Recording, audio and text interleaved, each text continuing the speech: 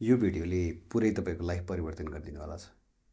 यदि आफ्नो जीवनमा राम्रो चेन्जेसहरू चाहनुहुन्छ भने यो भिडियोलाई अन्तिमसम्म सुन्नुहोला। यो भिडियो चाहिँ एउटा एक्सपेरिमेन्ट हो। यसमा चाहिँ हामीले ध्यान दिएर सुन्नुपर्ने हुन्छ भिडियो हेर्नुभन्दा पनि। ल सबैजनाले आँखा बन्द गरौँ र आँखा बन्द गरेसँगै अब कल्पना गर्नुहोस् तपाईँ आजभन्दा 10 वर्ष बुढो भइसक्नुभयो। तपाईँ एउटा सुनसान र अँध्यारो घरमा हुनुहुन्छ। हेर्दा लाग्छ तपाईँ एकदमै दुःखी हुनुहुन्छ। तपाईँले आफूले 10 वर्षपछि यस्तो अवस्थामा हुन्छु भन्ने कल्पना गर्नुभएको थिएन। जस्तो कल्पना गर्नुभएको थियो त्यसको ठिक विपरीत भइरहेको छ। तपाईँको मनमा आफूले आँट नगरेका कुराहरूको पश्चाताप छ। यदि मैले त्यतिखेर आँट गरेको भए आज यो अवस्थामा हुन्थिनँ भन्ने तपाईँलाई लागिरहेको छ।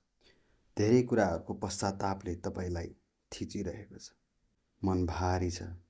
तपाईँलाई आफ्नो यो बिग्रिदो स्वास्थ्य अवस्था र आर्थिक अवस्था देखेर रुन मन लाग्छ।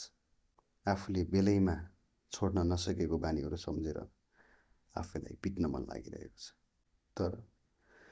तर अब त धेरै ढिला भइसक्यो। अब तपाईँको जवानी कहाँ फिर्ता आउनेवाला छ र? अब तपाईँले ती खराब बानी छोड्छु भनेर पनि केही फाइदा छैन। अब तपाईँको शरीरले नै तपाईँको साथ दिन छोडिसक्यो। परिवारले त तपाईँबाट केही हुन्छ भन्ने कुरा अपेक्षा नै गर्न छोडिसके। तपाईँलाई तपाईँको कम्फर्ट जोनले घर न घाटको बनाएर छोड्यो। त्यो सजिलो जागिर छोड्ने आँट गरेको भए केही समय गाह्रो हुन्थ्यो होला। तर आज जस्तो अवस्थामा हुनुहुन्छ यस्तो अवस्था देख्नुपर्ने थिएन। अरू केही नभए पनि एटलिस्ट मैले ट्राई त गरेको थिएँ नि भनेर एटलिस्ट चित्त त बुझाउन तपाईँले सक्नुहुन्थ्यो। त्यो सोच्दा सोच्दै तपाईँ भक्कानिएर रुन थाल्नुहुन्छ। रुँदै भुइँमा थचक्क बस्नुहुन्छ।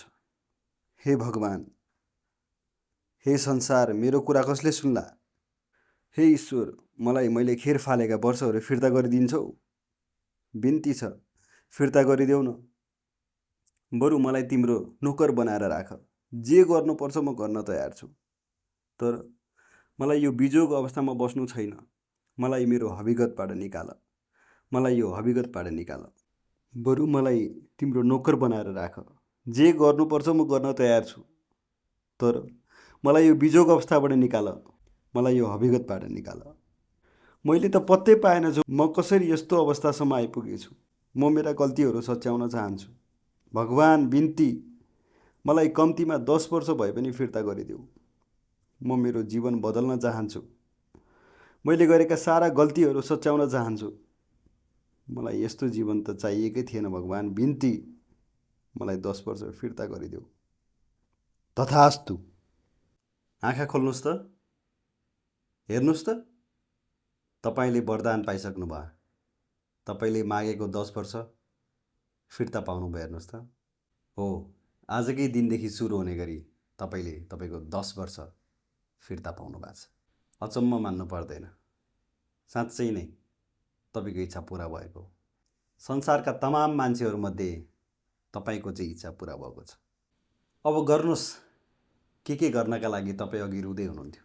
के कस्ता खराब बानीहरू छोड्नुपर्ने छ छोड्नुहोस्। के कस्ता नयाँ बानीहरू सुरु गर्नुपर्ने छ सुरु गर्नुहोस्। 10 वर्षपछिको दुःखी तपाईँसँग तपाईँको भेट नहोस् त्यसका लागि तपाईँले जे गर्नुपर्ने छ आजदेखि गर्न सुरु गर्नुहोस्। अहिलेसम्म भोलिदेखि सुरु गर्छु भनेर के कामहरू राख्नु भएको छ ती कुराहरू आजदेखि सुरु गर्नुहोस्। मलाई विश्वास छ तपाईँले रोइ कराई गरेर पाएको यो वरदान खेर जान दिनुहुने छैन। तपाईँलाई फेरि पनि सम्झाइदिउँ, तपाईँलाई बताइदिउँ, वरदान बारम्बार पाइँदैन। तपाईँ ढुक्क भए हुन्छ। आज उपरान्त तपाईँले आफ्नो उमेर घटाइदेऊ भनेर तपाईँ जति रोइ कराई गरे पनि तपाईँले पाउनुहुनेवाला छैन। यसमा तपाईँ ढुक्क भए हुन्छ। त्यसैले हचुवामा आफ्नो जीवन खेर नफाल्नुहोस्। अहिले केही कुरा सजिलो छ होला, तर त्यही सजिलोमा तपाईँ रमाउन थाल्नुभयो भने तपाईँको भविष्य 10 वर्ष पहिलाको जस्तै हुनेछ। त्यसैले आफ्नो भविष्य अन्धकार नबनाउनुहोस्।